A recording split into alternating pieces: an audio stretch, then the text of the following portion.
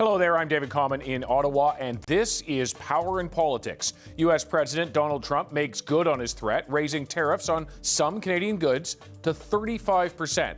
Though most remain exempt, it is a further erosion of the decades-long relationship. Just ahead, what it's going to mean for you.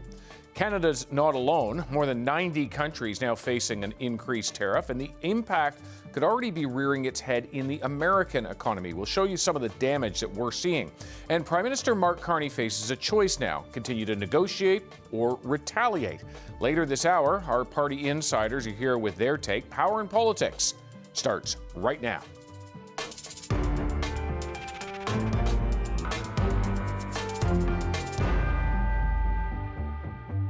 So the deadline is passed, tariffs are higher, there is no deal, and no immediate plans to get back to the table. We're not going to accept any deal because of an arbitrary timeline that the Americans set. We're going to do the work that's necessary to get the best deal for the country. If yesterday afternoon that deal wasn't clearly on the table, then we'll continue to talk to the Americans. I agreed with Secretary Lutnick that we'd talk on the phone next week and figure out a chance to get together again later in August. Let's turn to the CBC senior business correspondent, Peter Armstrong, who's following this story from Washington. Peter, good to have you here. You saw what Dominic LeBlanc had to say. What does it say to us that they don't have plans to get back to negotiating imminently? I mean, it's interesting to sort of read into what he said there, because he didn't say a ton, but I think there's quite a bit of information packed into it. The part that jumped out to me, David, was, that they're working on such a tight timeline, which is true, but it's also worth remembering that Canada's timeline was significantly tighter than the one, this August 1st one. We had initially said, I think it was July 9th and then July 21st or 19th, whatever it was, and it was the Americans that pushed it to August 1st. That said, I think, he talked about what kind of conversations they were having. We know that they had a long dinner, him and Howard Lutnick, the Commerce Secretary. We know that they did talk about things of substance, that there were real things they were sort of getting into. And I think the rejection here, if anything, was, as he said, the timeline, not the talks. Those talks will continue, but I think it is also part of Canada's attempt to reflect back at the Americans that, look, this is problematic, yes, and anybody who's caught up in the small amount of Canadian goods that are going into the United States that are being tariffed at this level, it's a disaster for them. But the vast majority, it's not, and that allows them some kind of breathing room, as it were, to say, we're not going to just take any deal. They looked at all the deals that were coming in, and you look at the Mexican deal, you look at the South Korean deal, you go through the details of the stuff that came in the last 2 weeks. And was there something that you would look at and say, wow, I really wish Canada had nailed that down? Probably not. And I think that is why they feel those CUSMA compliances give them just enough wiggle room to take a step back and see if maybe they can keep those talks going next week. Yeah, I hear what you're saying, that we are in some ways insulated, because so long as the Americans continue to respect that free trade deal, most of the goods stay tariff-free. But for those who don't, and those sectors you're talking about, they're really going to feel it. What does it mean for, if you work in one of those sectors, if you own a business in one of those sectors, if you rely on one of those sectors, what does it mean for them?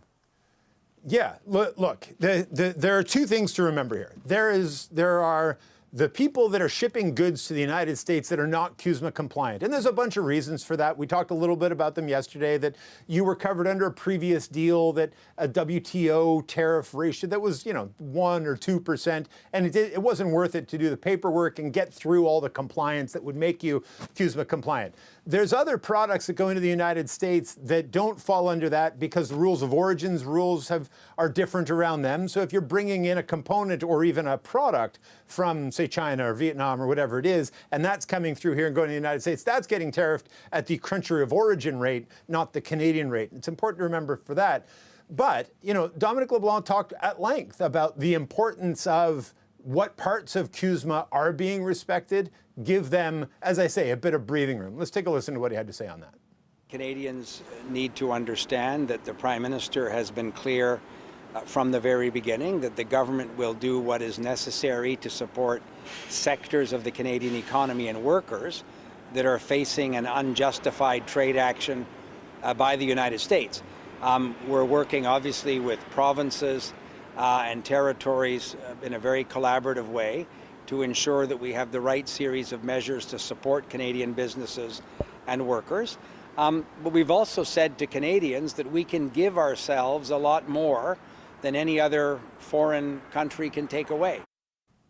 Now, it is important to remember that second basket that I was talking about there, David, and that's the sectoral tariffs that you mentioned, the steel, the aluminum, the lumber, the auto. That's where the real damage to the Canadian economy is being done. That's where I think most Canadians want to see negotiations. And I think that it's important not to conflate the two. That what was being discussed yesterday was that batch that's largely being covered by those CUSMA compliances that he was talking about.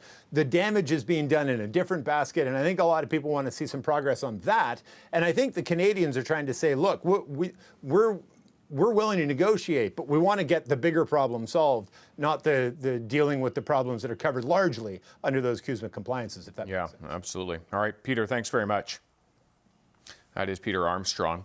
As President Donald Trump officially launches his trade war, seemingly against the world, the American economy is beginning to flash red. There are new numbers that show the job market in the state stalled. With just 73,000 positions were added last month. That's far fewer than were expected. That's not all. The May and June job numbers just got revised. There were actually 258,000 fewer jobs created than initially reported, and it all adds up to the weakest job creation the Americans have seen in decades outside of recessions.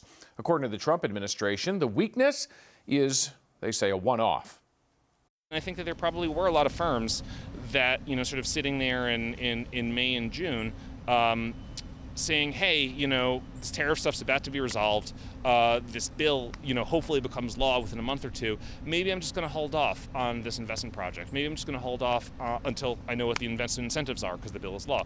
Maybe I'm just going to hold off on opening this new office until I know what the tariff situation looks like. That's totally reasonable and absolutely something that you would expect. However, that's done now. That uncertainty is resolved. We're joined now by someone who's been inside the president's mind on trade. Everett Eisenstadt was Trump's deputy director of the U.S. National Economic Council and former deputy assistant to President Trump for international economic affairs. He is now a partner at Squire Patton Boggs. Everett, very good to have you on the program. It's a great pleasure to be with you today.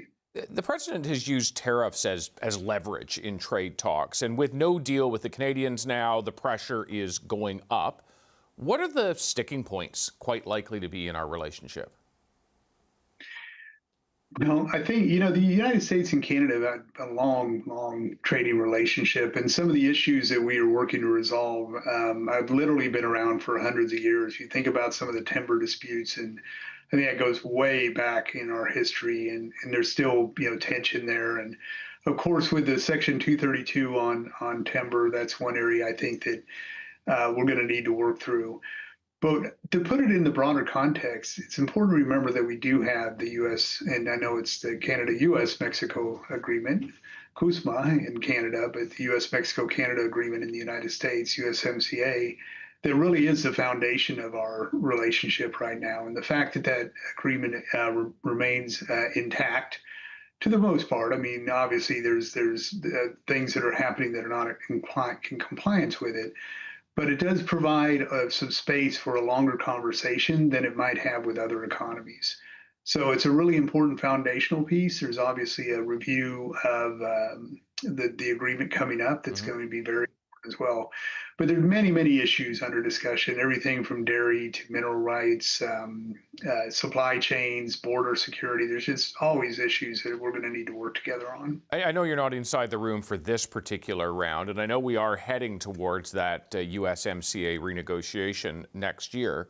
But if you were to take a guess about what the sticking issue is now, is it supply management around dairy, for instance? Is it softwood lumber, as you describe? Is it steel and aluminum? Is it Canada perhaps refusing to take a 15% tariff? Well, let's put it from the perspective of President Trump. I think what the president sees is a country that we have a bilateral trade deficit, and obviously the economic buying power between our two economies is very different, just a population. But the trade deficit matters to him, and so anything that can be seen as rebalancing that trade deficit is going to be seen as a positive. Putting that in context, if the issues you described, whether they are opening up additional market access for dairy, curtailing, and I'm not saying this is a good idea, but just for example, having a more balanced trade in lumber and wood products and things like that could be seen as addressing some of those issues. There's also a number of other areas that he's interested in, and if you've seen the framework agreements that have been negotiated, and some are, have been drafted with text, and some are more conceptual. But those frameworks have within them an investment component, and that investment component is geared towards supply chains and reshoring in the United States. So I think there may be some room there as well for our two economies to collaborate and address some of those concerns, because there is a lot of great synergies between our two economies. And I think it's a natural state for us to be mutually beneficial trading relationship. But right now, I think the president sees some steps that need to be taken to get there. Yeah, I mean, I don't have to tell you, Canada and the U.S. have had free trade longer than Canada, the U.S., and Mexico, and that it has been, to a large degree, a very prosperous relationship. Why does the president, whether it's Canada or another country, believe that American businesses should have unfettered rights to other countries' markets, but other countries' businesses should pay to access the U.S. market? Well, that's a great question. I'm not sure he might describe it exactly as you did. I would not. I would say what he's looking for is enhanced market access for U.S. exports. And conceptually, his belief is that the U.S. economy has been open for many, many years. It is one of the most open economies in the world, or has been for many years. And that the U.S. carried, quote, the burden of security and defense for much of the world, and really maintaining the global economic order for decades. And so he feels like that we've been taken advantage of, and that while there may have been a point in time where that was appropriate, that's no longer the case. So from his perspective, I think he'd like to see more burden sharing, in both with with economic on economic and trade issues, but also on defense issues, border security, all those things. I think he'd like to see more shared responsibility. I think you're quite right in describing that's what he communicates and perhaps what he believes. There's another question about whether it's true, but let me put that aside for a moment. And just ask, because you're bringing up CUSMA and the renegotiation, is President Trump's ultimate goal here, when it comes particularly to Canada and the U.S., to just set up something right before that renegotiation, where we get to something that is more than 5 pages, that we get to the nitty-gritty and the 1,500 pages required? Is that what he's trying to do in this process? There's definitely going to be more depth than there is in these frameworks, no question about it. There's so much more complexity there. One of the key things that he's going to be looking for is, how do we deal with third-party, what he'll call transshipment? How do you deal with third-party inputs into the Canadian economy that might be become part of a Canadian product and then export to the United States? He believes the rules of origin are too liberal on many things in that relationship. So one of the core things that I think will be under discussion in the CUSMA USMCA is rules of origin, and how to ensure that, say, Chinese content is not coming in, being put into, products, and really the benefit not going to the trading partner. That, I think, is one of the very, very most important parts. That is not something you're going to be able to resolve in a press release, because of the super complex. And we may start to see some new concepts in rules of origin that haven't been part of that dialogue before. For example, in investment policy, there's a concept of foreign entity of concern, that you can't have a foreign entity of concern investing in certain sectors. There may be something like that that gets incorporated into the rules of origin. So it's going to be a very, very important area to watch. And I think that, if this goes well, which I hope it does, there may be parts of the relationship that get pulled in, maybe ancillary and not necessarily within the core of the agreement itself, but some agreement on supply chains and particularly critical minerals and things like that could strengthen the security and defense relationship as well, which I also know is a priority for President Trump. Everett Eisenstadt, thank you very much for your time this afternoon. Great. Thank you, sir. Appreciate it. Now, the Canadian government promising supports to businesses that will be impacted by the newly increased tariff rates from the Americans. But with no trade deal in sight for Canada, will that extra support be enough? Is it time for Canada to consider more retaliatory steps? Power Panel will join us for that conversation. First, though, provincial reaction to Trump's tariff hike. We are going to hear from New Brunswick Premier Susan Holt. That is just ahead.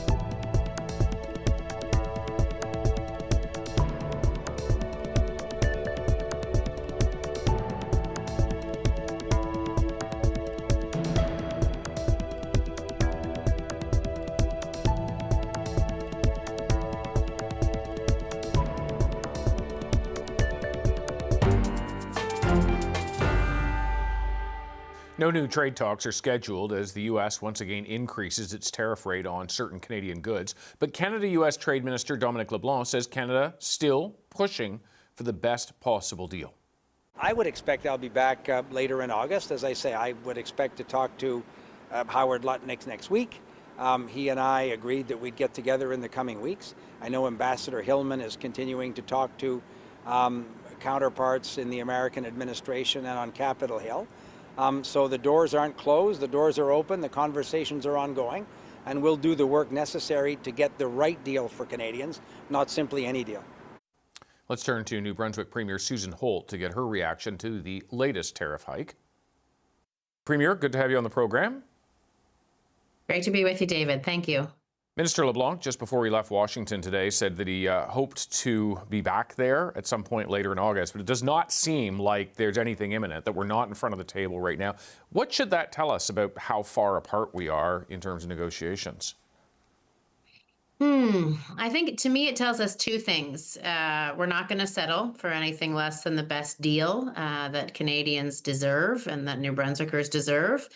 And that the situation that we're in right now certainly isn't as bad as some other countries as we look at the tariffs they're exposed to and the deals that they've signed. And so we need to not back down and to hold our ground to get the deal we want from the U.S. You're going to get a briefing tomorrow, I presume, from the Prime Minister and from Minister LeBlanc. What are you expecting to hear there?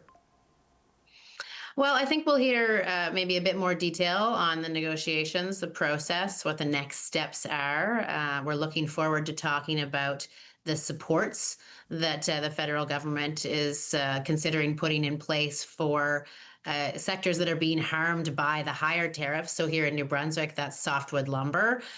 Clearly, that's also the auto sector, steel and aluminum sectors that are exposed to these higher tariffs. And our province in New Brunswick has already communicated to entrepreneurs and workers in those sectors that New Brunswick's got their back, and we're gonna support them through these higher tariffs. We're glad to have the conversation with the Prime Minister and Minister LeBlanc about what supports the federal government can provide as we continue to work through these negotiations. I mean, how do you want New Brunswickers and Canadians broadly to look at what's happened, seeing this tariff rate go up, seeing Canada being in some ways singled out? As you say, there are certain sectors which are really going to feel the brunt of this. Lumber, for instance, if you work in the forestry industry, you're going to feel this much more than you would in some of those CUSMA compliant sectors where you may not feel any difference at all. How do you sort of explain that to folks? Yeah, I think it does get nuanced, right? I think the good news is that much of New Brunswick and much of Canada's exporters are CUSMA compliant. And so this increase in tariffs is only applying to a small sector of our economy and is still better than some of the 50% tariffs we see on Brazil or other places. But it's not the deal that we want. We want those softwood lumber tariffs gone. We want those auto and steel and aluminum tariffs removed. We've seen different things for different states because Canada has what the U.S. wants and needs. We have the best lumber in the world that we produce here in New Brunswick, as well as in other parts of Canada, and it is in high demand from the U.S. as they tackle a housing crisis of their own and need that to build their homes. And so their economy, their residents and their businesses are going to continue to feel the frustration and the impact on the U.S. inflation of these tariffs, while our team holds fast at the negotiating table and makes sure that we come out with a deal that reflects the integrated nature of our economies, the work that we do together, but that recognizes the value that Canadians and Canadian goods bring to the U.S. and holds firm until that value is recognized. One of the tools that we've used, apart from the messaging that you talk about around the degree to which we matter to the Americans, particularly on the economic front, is that we've tried to use the stick as well, that we've tried to retaliate in certain instances. And there are now calls, Ontario Premier Doug Ford among them, saying we need to match dollar for dollar, tariff for tariff. Saskatchewan's Scott Moe saying the opposite of that. In fact, he's almost saying that approach is not working or has not worked to this point. Let's not do more of it. How do you see that playing out among First Ministers, that tension? I imagine that'll be part of the conversation tomorrow, right? What is the next round? Is there more retaliation to come? Are there other measures that we're looking at to continue to improve our position in these negotiations with the U.S.? We do, from New Brunswick's perspective, see and hear some of the frustration of the Americans on the things that we've done in the way that we want, right? We need American business leaders reaching out to their White House to say, hey, these tariffs are terrible and they're hurting us.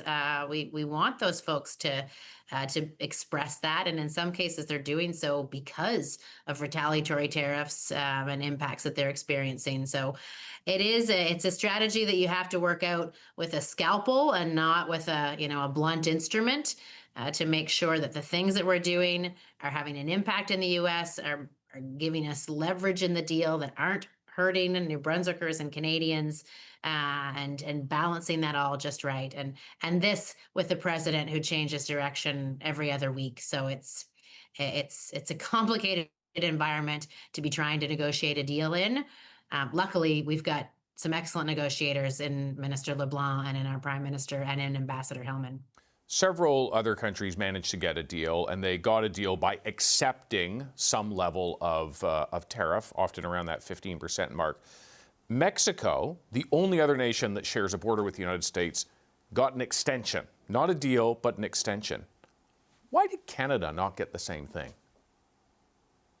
Oh, that's a good question. And I can't get into Trump's head, nor do I want to, so I wouldn't attempt to answer it. I think some of us, when we saw that 90-day pause, wondered whether we would get the same thing or not. But Canada and Mexico are two very different jurisdictions, and our relationship with the U.S. is also very different. When we talk about the border, when we talk about the integration of our economies, Canada is providing the U.S. with energy products, with wood products, with critical fertilizer and other things that they then use to produce high-value goods.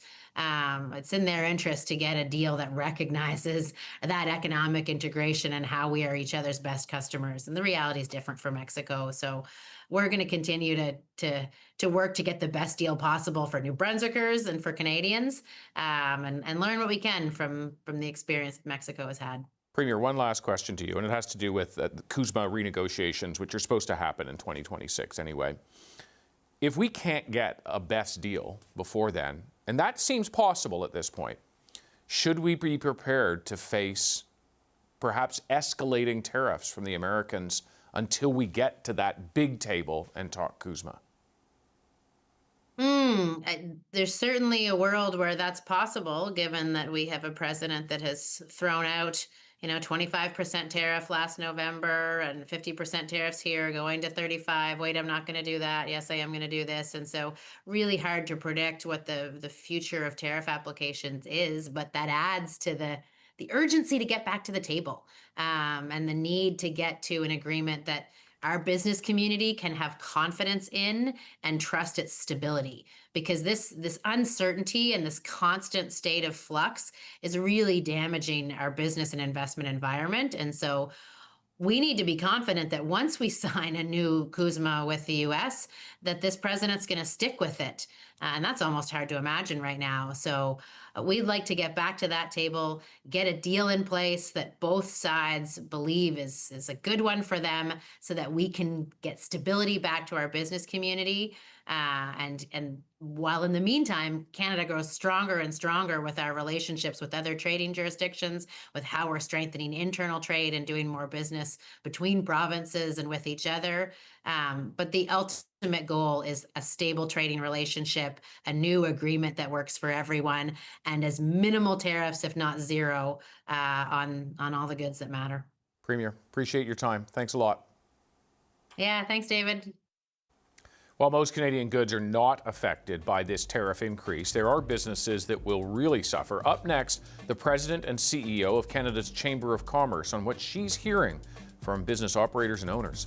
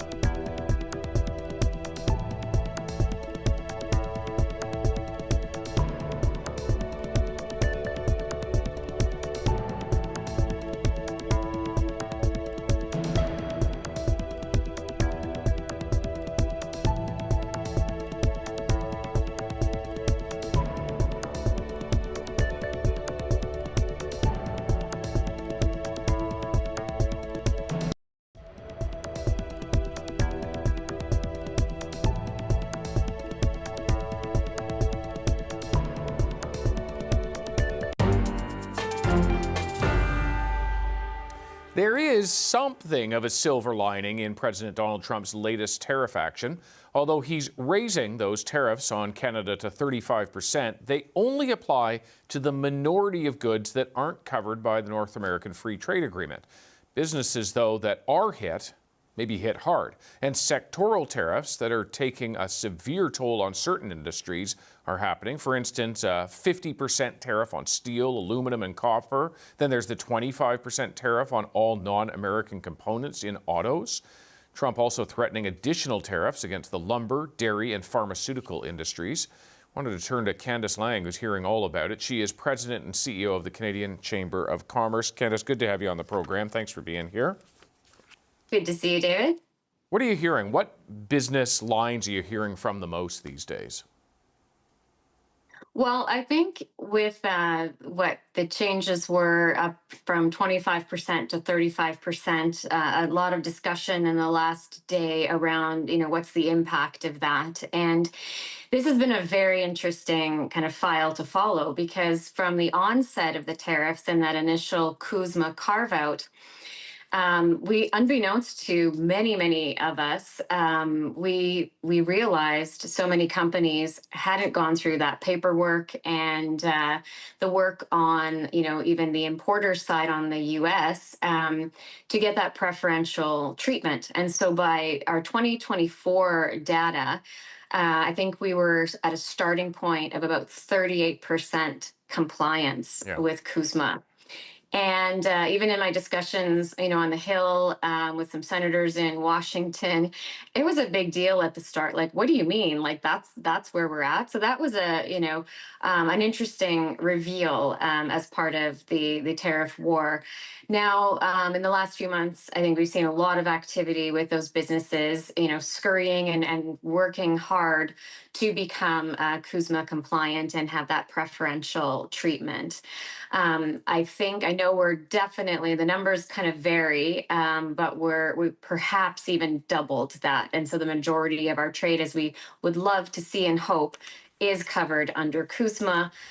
With the potential of over 90% of it absolutely still trading tariff-free in our arrangement with the U.S. It can sometimes be confusing to try to figure out what has tariffs, what doesn't, and you're describing a situation. So there's the ones that are covered by free trade, and for the most part, they are safe from tariffs. There's the other ones that aren't, and then there's those sectoral that are really badly hit. We've talked about them, steel, aluminum, autos, timber, lumber in particular. When you see those kinds of levels, what is the hit that you're seeing to business and to all those who they support? Yeah, and there's one more hit that I always like to add into that mix, and I think it's important to do so. And I call them the boomerang tariffs, but we also have agriculture and agri-food hit by the China tariffs in retaliation for our alignment with the U.S. On steel and autos last year. So that is in the mix as well. Now, having said that, and looking at, the change that came into effect today, not a lot changes, but I'm careful when I say that, from yesterday to today, because that doesn't mean anything's easy right now. We have a dark cloud of uncertainty over all business. And then to your very good point, we have certain sectors, certain businesses, and of course that means certain communities with a disproportionate impact, which are really shouldering the burden as we try to stay patient and really support our government as we think is the right thing to do, to really focus on a long-term future deal that serves Canada well, as opposed to rushing at this point in time. In addition to this, we heard from the president this week about the de minimis change. And this is a global change. It's not targeting Canada specifically. But I do think about Canadian small business that up until a few days ago would have been able to send a small package worth as much as $800 to the U.S. tax and tariff free. Now that's gone, or will soon be gone. What's the impact on those businesses? Yeah. Oh, that is of great concern to small and medium enterprise for sure. And, I think from our standpoint, and I hope We can encourage more businesses to speak up directly to the U.S. administration, but all the shipping companies, that impacts them to a great extent as well. And so I think a lot can change between now and the end of August. I think that's August 29th. Correct me if I'm wrong when that might come into effect. But that you're very much correct. That will have just a huge impact. And to your earlier point on the show today, that in the American economy, some things are beginning to flash red. As part of that, we see and are hearing more businesses being pushed to the brink and maybe more comfortable speaking up. And I think that's been one of the dynamics in the timing here as well. We're just starting to, I think, see and hear more about the real impacts on American businesses and consumers and households. And I can't not mention, I think we often think now and talk of, us and them and Canadian and American businesses, but because of our long-standing trade agreement, we have so many cross-border businesses that have built up based on tariff-free trade. And so their internal operations, I talk a lot about integrated supply chains, but their internal operations and their business model are based on this. And now they're saying, even if I wanted to deliver on what the America First trade policy is asking of businesses, I can't, because all the capital I have is actually paying tariffs and not being able to go into growing my business. What's the success look like to you? We keep hearing best deal. What is that best deal? Is it about time? Is it about the tariff? Yeah, well, first and foremost, it's about protecting and having certainty around our Canadian-U.S. Mexico trade agreement. That is priority number one. I think the real sticking point right now is how do the sectoral tariffs play into that scenario, because they should be covered by CUSMA, but there is an objective to move manufacturing in certain sectors, redomicile or reset that into the U.S., and that really presents the challenge of unwinding or undoing all the value that's been created in those integrated supply chains. So by being patient and staying the course right now, I have to put some faith in the logic of the economics that actually underpin the Canada-U.S. trade will help us through this, because they're there and have served us well, and you're actually destroying a lot of value in pursuit of that objective. And it takes, I've also been asked the question, is it even possible, to move production? And if you have gobs and gobs of time and money, it would be possible. And I don't know that we have either, or the U.S. has either. Candace, appreciate your thoughts on this. Have a great weekend. Thanks so much. You too. That is Candace Lang with the Canadian Chamber of Commerce. Trade negotiations between the Canada and the U.S. are on ice, at least for now. My conversations with Secretary Lutnick have been constructive. We've learned a lot this week, again, of what the Americans are concerned about and where the opportunity might be at the right moment to get the best deal for Canadian workers and Canadian businesses. About how long Canada can afford to hold out for a better deal. That conversation coming up next.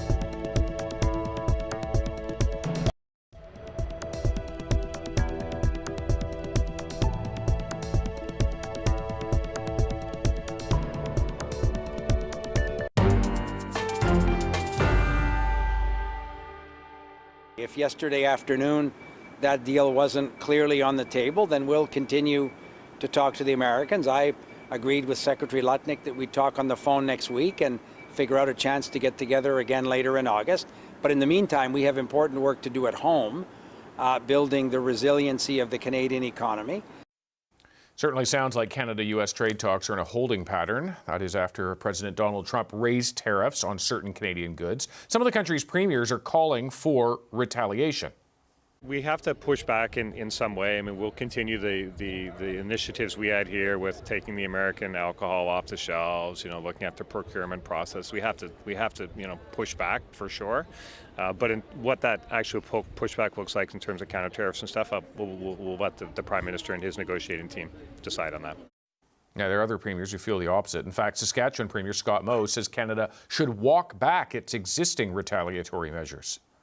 We should be starting to look at how we lower any of the counter tariffs that we have in place, or remove the counter tariffs that we have in place as we head towards a low tariff or no tariff environment with the United States of America. This has been asked for by Secretary Lutnick, is to remove any of the tariffs that Canada might have in place.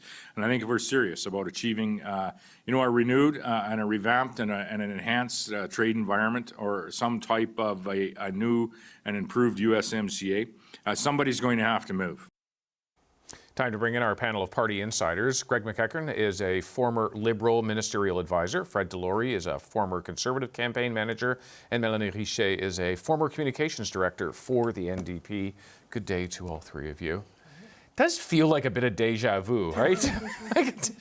Haven't we been here before? There's no deal. There's a deadline. Oh, Canada's getting hit, and here we go again. It does certainly seem, when you listen to Minister LeBlanc, like this is going to be a while. This is not going to be resolved in the next few days. Fred? Yeah, it is deja vu. It's the same thing that's keep happening. And I think, obviously the government's seized by this, and we see the premiers out talking about it, and I know industry is seized by it. I think regular Canadians are less and less interested in this issue because it keeps popping up and it keeps changing and things keep evolving. And where Trump goes with this, we'll have to see.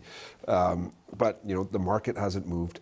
Interest rates haven't moved. It's not like there's a panic right now. Now, obviously, tariffs will be devastating for us, and there needs to be some kind of deal that is met here at some point. But it's just, it's like reality TV right now. Trump is just negotiating in public. He's dropping bombs here and there, but we'll see what we actually get to at the end. If Canadians are either tired of this or understanding and willing to hold out, is there an expiry date for holding out for a better deal? From Canadians' point of view, I think it's going to be when people really start to feel that there's an impact negatively to them. Keeping in mind that we've just gone through years and years of inflation following the pandemic. So I agree with Fred. I think, Canadians are kind of at, apologies to Matthew Goodman, but I think it's alert status orange. And that we're so used to this, and we're very used to this on Friday afternoons, talking about what Trump has done. And there's a whole phrase, a whole, meme around taco. Trump always chickens out. He seems to have done that with Mexico this week. So I think what the government and most of the premiers have done is to say, this is going to be tough. Get ready for this. We're doing our best to make the best of this. What else can we improve? Provincial trade, making deals with other countries. But what I'm looking at is, I think anything that we do against the United States, I totally disagree with Premier Moe's comments there. I totally endorse Premier Houston's there. Premier Moe represents a province that put American alcohol back on the shelf, as did Alberta. This week, two senators, Tim Kaine, and just keep in mind the political spectrum here, he was Hillary Clinton's vice presidential choice. Rand Paul from Kentucky, one of the creators of the Tea Party. You couldn't get two more disalike, but they are combined. They're on the stage at the Cato Institute, which is a libertarian think tank, and they're talking about how the retaliation that Canada has done on alcohol is really hurting the United States. And I could go on and on about things like tourism. But on that one, in March and April of this year, Canada's the impact of our ban was 65% reduction in Canada, and they're feeling it. And you've got these two bipartisan senators on a stage at a right-wing think tank saying to Americans, we need to wake up on this. I think no matter what we do, domestic politics and the midterms are going to do more for Canada on this than what we could ever do. Is there a risk in hoping that the midterms will change the channel on this? Because the conventional wisdom, it'll go like many midterms, and it'll turn against the White House, but it may not. The risk is evident in the Democratic Party right now, who just seem to be invisible. Yep. And also the impact on the American media. We just saw CBS, fold on two aspects, the lawsuit and firing Stephen Colbert. I think he's hosting this program next week. No, that's not happening. Yeah. I'll be here all week. Yeah. Okay. But that is the big challenge. That is a huge challenge, yes. Melanie, we're talking about retaliation versus negotiation, and I go back to Alberta's Danielle Smith. Again, we are having some déjà vu here. Where is the tolerance when you are not, as an ordinary Canadian, seeing a deal or seeing a change on the tariffs or seeing some kind of different status for Canada when we are one of the few countries that are retaliating? Totally. I think I agree with the point of, I think folks are tired, are maybe tired of hearing what President Trump is saying and are no longer following what he's saying. So maybe are not keeping the government accountable right now to getting a deal or to getting a deal at a certain time. I do think, though, that there's a lot of folks in this country who are already impacted by the tariffs, who feel very differently, right?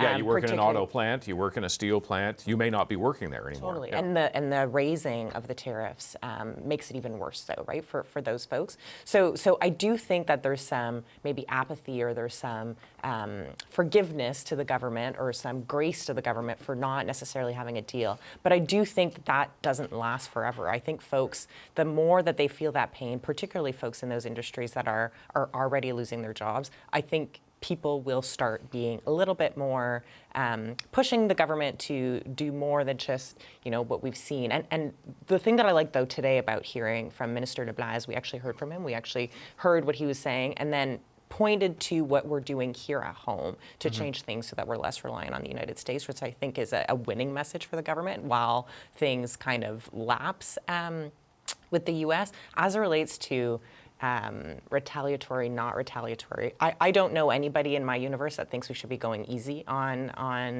the U.S. right now. I don't think anybody is in agreement, again, in my universe, whether they vote red, orange, or blue, agree with Premier Moe or Premier Smith. I think they want us to stand strong and they want us to not just push back on Donald Trump, but also there's a little bit of protecting our sovereignty there, protecting what is ours and what we have the right to do.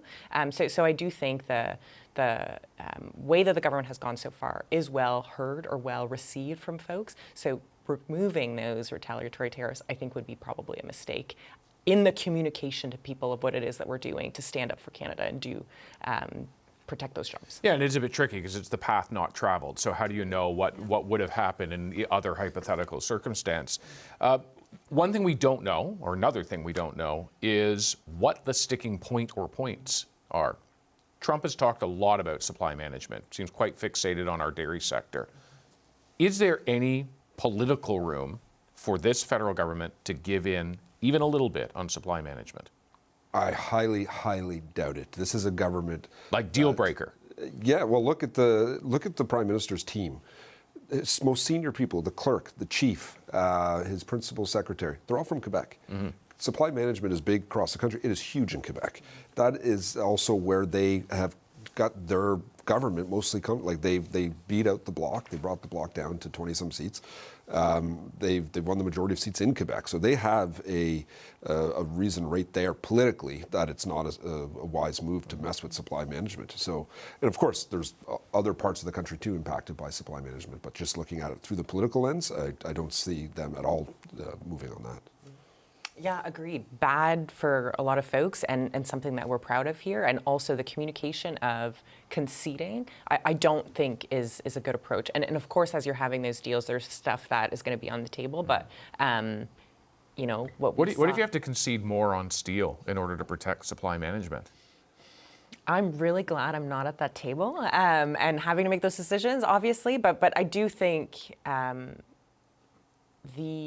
way forward, at least for Canada, and again, I'm going to sound like a broken record, the more that we can show folks that we stood ground on the things that people care about, be it steel, be it supply management, and on the flip side of everything happening with the U.S., figure out those deals with the other countries, figure out those deals with Europe, remove those trade barriers here at home. I think the better the government will be able to communicate what that trade deal looks like, concessions included or not. These numbers keep going up, and we keep reminding people that it is only on those goods that are not CUSMA compliant. And that practically means that most of what we trade, still protected, some sectors exponentially more impacted than others.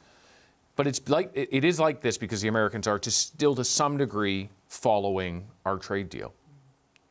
What if they stop doing that? What if they stop following the... Yeah, I mean, if the president says, I want more leverage, just ignore USMCA CUSMA. The rules do not apply to Donald Trump. The political rules do not apply at all. Highly recommend June edition of The Atlantic, where they pursued an interview with him and he agreed, and then he started bad-mouthing them. I kind of feel like we're in a weird game of Plinko, and where the thing ends up is different from one week to the next. And so it's supply management, and then it's the digital services tax. Fentanyl. And fentanyl is back, and which is ridiculous. Here I am quoting a lot of right-wing think tanks in the United States, but this is where the Republican Party should be paying attention. The Manhattan Institute, it's now August, so last month in July, they had a report where fentanyl is not an issue at the northern border in the United States. And this is not I would not call the Manhattan Institute a friend of, say, the Justin Trudeau Liberal government, but it's at the Mexico border. So, but all of a sudden, yesterday there's a big statement on the White House website about fentanyl and Canada again. We know it's bunk. And so I think that the challenge with Canadians is that we know that this is garbage, and we've kind of tuned it out. But what Trump is running the risk of, I think, as well, he's tuning out potentially his own base. They're very upset about Jeffrey Epstein, and it's not going away as much as he tries to make that issue go away. And that is at the heart of his support. These aren't really Republicans. They're not party first. They're not even country first. They're Trump first, and they're getting bored and disappointed, and that's going to be problematic for the president. As we wrap up our segment here, how long will it be until we can go back to that period where most Canadians never said the word tariff? 2028, when Trump leaves. That's what we're looking at. 2029, January 29, when he leaves the White House. Hopefully. David, you can never go home. If he doesn't come back for another 4 years. Oh, my goodness. Well, have a lovely weekend, a long weekend for many people in this country, including for those here in Ottawa. And we'll see. We'll see what's going to happen, because it does not seem like there's going to be an imminent conclusion to all of this, unfortunately. Thanks very much to our Political Pulse panel, Fred Delory, Melanie Richet, and Greg McEachern. I'm David Common. Thank you very much for watching us here at Power and Politics through the course of the week. More on CBC News Network, Ian Hannamansing coming up, and then The National. Stay right here for that. And my colleague, Katie Simpson, will be here at the Power and Politics desk next week. She's been working her sources at the White House for the course of the entire week, and no doubt will have additional information for us right here on the program coming up next week. Have a good one.